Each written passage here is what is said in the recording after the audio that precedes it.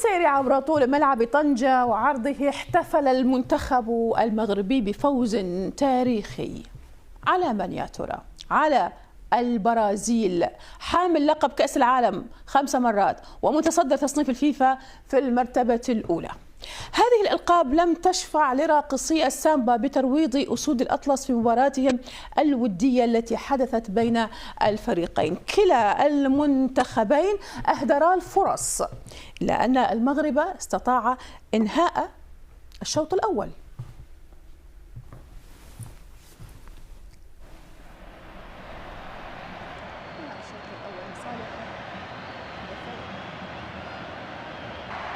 هدف أحرزه سفيان بوفال. كما تشاهدون هذه اللقطات بالتصوير البطيء، المنتخب البرازيلي عادل النتيجة في الشوط الثاني، وذلك بهدف أحرزه كاسيميرو من تسديدة حاول ياسين بونو التصدي لها، لكن الكرة مرت من تحت يديه. ومع اقتراب المباراة من نهايتها أعاد عبد الحميد صابيري التقدم للمغرب بتسديدة قوية من داخل منطقة جزاء البرازيل.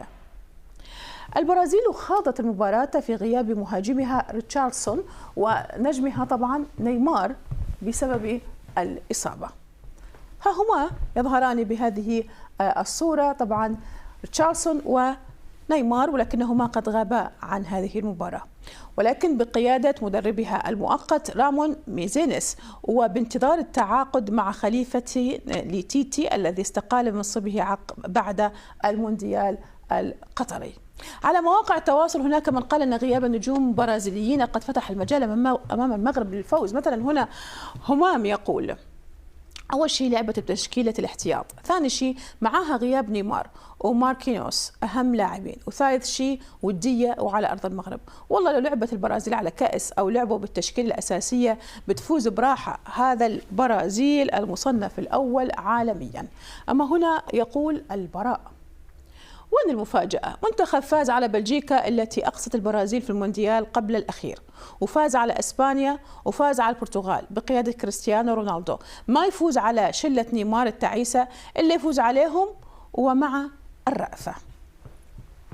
المدرب المغربي وليد الركراكي قال إن غياب بعض من اللاعبين البرازيليين لا يعني أن المواجهة ضعيفة. وهادشي اللي طرا حنا فرحانين باسكو المره الاوليه اللي المغرب تربح البرازيل في ليستوار ليكيب بروميير في لو كلاسمون فيفا ميم سي لور مانك دي جوار سا ريست اون ايكيب دو تري هو نيفو. حتى حنا مع لي بليسيور مع شنو نوطرا مون ساكروشي هي لا مونتاليتي ديالنا. هادشي اللي بغيت نوصل. ميرسي او بوبليك، بغيت نقول لهم فريمون ميرسي.